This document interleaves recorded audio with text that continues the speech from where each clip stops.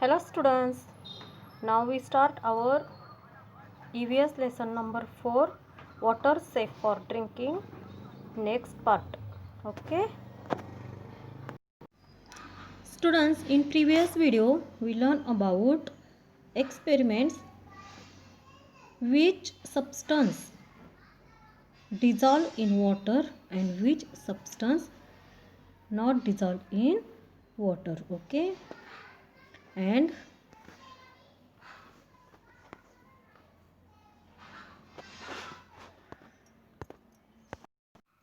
new term solution. Okay, and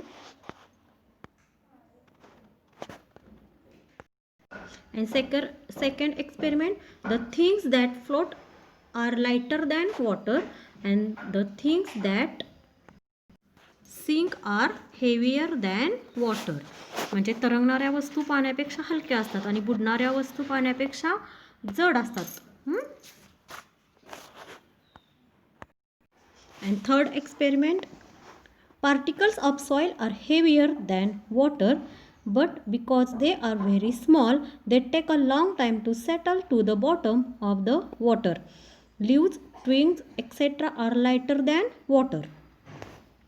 म्हणजे आपण third प्रयोगमध्ये काय बघितलं, तर मातीचे कण पाण्यापेक्षा जड असतात पण आकाराने छोटे असतात, त्यामुळे ते पाण्याच्या तळाशी, त्या भांड्याच्या तळाशी जमा होतात आणि पालापाचोळा आणि काड्या या पाण्यापेक्षा हलक्या असतात, त्यामुळे त्या पाण्यावरती खूप तरंगतात आणि त्यामुळे त्या तरंगलेलं आणि खाली गाळ साचलेला याच्यामधलं जे पाणी असतं ते कसं असतं, स्वच्छ असतं. And fourth experiment, potable water म्हणजे स्वच्छ निर्धोक पाणी. हा आपण फोर्थ एक्सपेरिमेंट बघितलेला आहे. Okay, and now we learn about water safe for drinking, potable water. आता आपण पिण्यासाठी स्वच्छ म्हणजेच निर्धोक पाणी.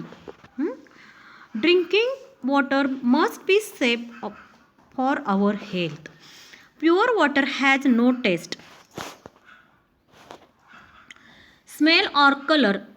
If water has a color or foul smell, one must avoid drinking it. It can make us ill. When we get muddy water drinking the rains, we allow it to settle before using it. If necessary, we use alum or filtered water. Its muddiness disappears and the water looks clean and transparent. Can we say that it is now safe for drinking? Let us learn some more about this. म्हणजे आपण बघितलं की पिण्याचं पाणी कसं असलं पाहिजे, safe आणि हेल्दी. सेफ असलं पाहिजे, स्वच्छ असलं पाहिजे, सुरक्षित म्हणजे शुद्ध केलेलं असलं पाहिजे, नाहीतर काय होतं, आपण आजारी पडतो, तर हेल्थसाठी चांगलं नसतं. Pure water has no taste, शुद्ध पाण्याला चव नसते, रंग नसतो आणि वासही नसतो. पाण्याला रंग किंवा दुर्गंधी येऊ लागली तर ते पाणी कसं असतं, पिण्यायोग्य नसतं, ते पाणी प्यायचं नाही. असं पिल्यामुळे काय होतं, इट कॅन मेक अस इल, आपण आजारी पडतो. परत पावसाळ्यामध्ये बघा, व्हेन वी गेट मडी वॉटर म्हणजे पावसाळ्यामध्ये जर आपण गढूळ पाणी निवळून घेतो, गरज असेल तर त्यात त्रुटी फिरवतो किंवा गाळून घेतो, त्यामुळे पाण्याचा गढूळपणा कमी होतो, पाणी स्वच्छ व पारदर्शक दिसू लागतं. पण ते पाणी स्वच्छ निर्धोक झालं का, ते पाणी शुद्ध झालं का, तर याविषयी आपण थोडेसे इन्फॉर्मेशन घ्यायचे. Let us learn some more about this. New terms, micro म्हणजे व्हेरी व्हेरी स्मॉल, खूप सूक्ष्म असतं. मायक्रोचा अर्थ काय, खूप सूक्ष्म, आपल्याला डोळ्यांनी किंवा काचेच्या भिंगातूनही दिसणार नाही इतका लहान. Microorganism, a living things that cannot be seen by the naked, by eyes or even with magnifying glass. म्हणजेच की आपल्याला डोळ्यांनी किंवा भिंगातून दिसणार नाही असे सूक्ष्म कण. Microscope, an instrument for looking a very small very very small things which we cannot see with our eyes or even through an magnifying glass म्हणजे सूक्ष्मदर्शी म्हणतो. मायक्रोस्कोप म्हणजे सूक्ष्मदर्शी मराठीमध्ये म्हणतात. प्रयोगशाळांमध्ये सूक्ष्म वस्तू पाहण्यासाठी असणारे हे एक साधन आहे. एक मग नेक्स्ट बघा, do you know, if we take a bit of yogurt or a drop of butter milk on a glass slide and place the slide under a microscope we see very tiny living things in it.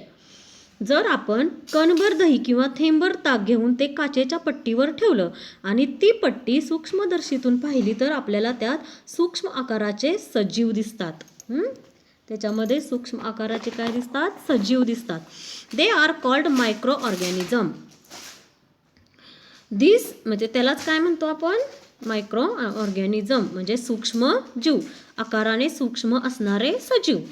This micro organism convert milk into yogurt. आणि हेच सूक्ष्मजीव असतात ना, ते दुधाचे दह्यामध्ये रूपांतर करत असतात. दुधाला दह्यामध्ये कन्वर्ट करत असतात. They are useful for us. आणि ते आपल्याला उपयोगी असतात. But all micro organism are not useful. परंतु काही मायक्रो ऑर्गॅनिझम आपल्याला उपयोगी नसतात. Some micro organism cause disease when they are enter our body. They are said to be harmful micro organism. आणि काही सूक्ष्मजीव आपल्याला उपयोगी नसतात. ते जर सूक्ष्मजीव आपल्या शरीरात गेले तर आपल्याला आजार होऊ शकतात. अशा सूक्ष्मजीवांना अपायकारक सूक्ष्मजीव म्हणतात. म्हणजे अशांना दे आर सेड टू बी, त्यांना काय म्हणतात? हार्मफुल मायक्रो ऑर्गॅनिझम म्हणजे अपायकारक सूक्ष्मजीव असं त्यांना म्हणायचं. नेक्स्ट बघा,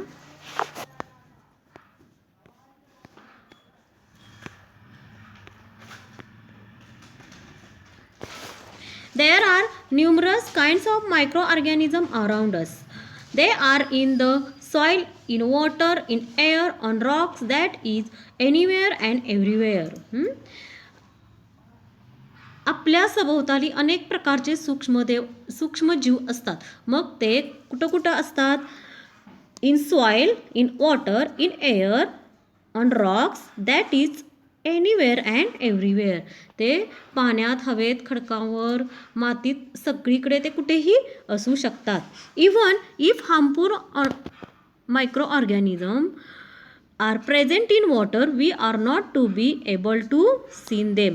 जर ते पाण्यात असतील, हे जर सूक्ष्मजीव, अपायकारक सूक्ष्मजीव ते डोळ्यांना दिसत नसतील, परंतु ते पाण्यात असतील तर ते सूक्ष्मजीव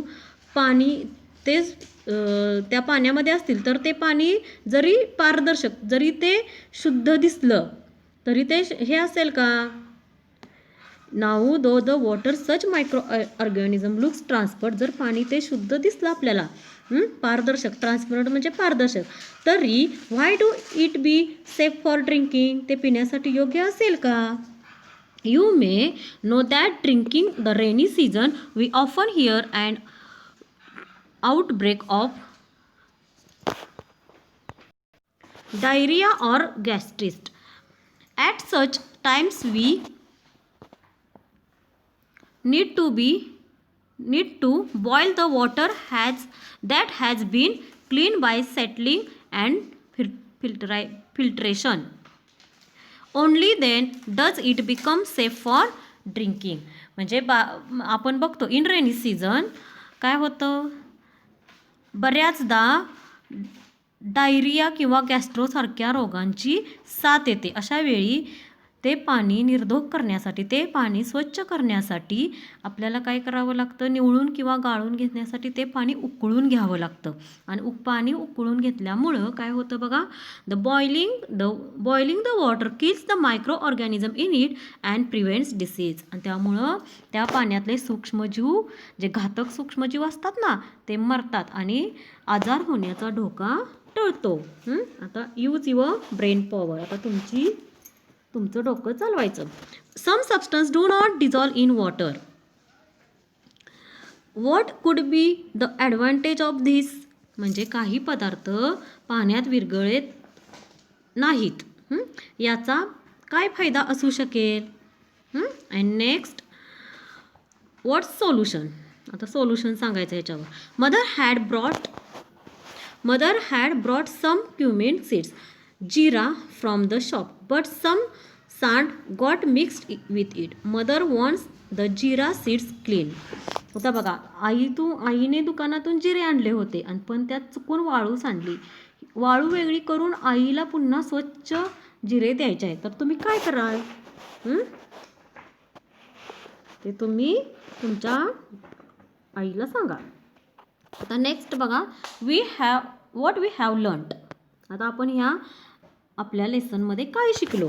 तर some substance dissolve in water, some substance do not. काही पदार्थ पाण्यात विरघळतात तर काही पदार्थ पाण्यात विरघळत नाहीत. Next, some things float on water, some things sink and settled off the bottom. म्हणजे काही वस्तू पाण्यामध्ये तरंगतात तर काही वस्तू बुडतात तर काही वस्तू पाण्याच्या तळाशी जमा होतात. Third, in order to obtain clean water muddy water is allowed to settle. After settling the water is clean further by swirling alum in it or by filtration. म्हणजे गढूळ पाणी स्वच्छ करण्यासाठी ते स्थिर ठेवतात आणि तळाशी गाळ जमा झाल्यावर पाण्यात तुरटी फिरवतात किंवा पाणी गाळून घेतात. And next, even in clean transparent water. Next, even in clean transparent water, microorganisms can be present. It is necessary to have safe water for drinking. So water must be boiled to destroy any microorganism in it. म्हणजे गाळलेल्या स्वच्छ पारदर्शक पाण्यातही सूक्ष्म जीव असू शकतात आणि ते पाणी आपण शुद्ध करून पिणे आरोग्यासाठी गरजेचे असते. त्यासाठी पाणी उकळून सूक्ष्मजीवांचा नाश करणे आवश्यक असते. Okay. And next, always remember. हे नेहमी लक्षात ठेवा. Even such tiny living things like microorganism which our eyes cannot see have great importance in our lifes. म्हणजे डोळ्यांना न दिसण्याइतपत लहान सजीवांचे सुद्धा आपल्या जीवनात खूप महत्त्व आहे. Okay. Bye students. See you in next video.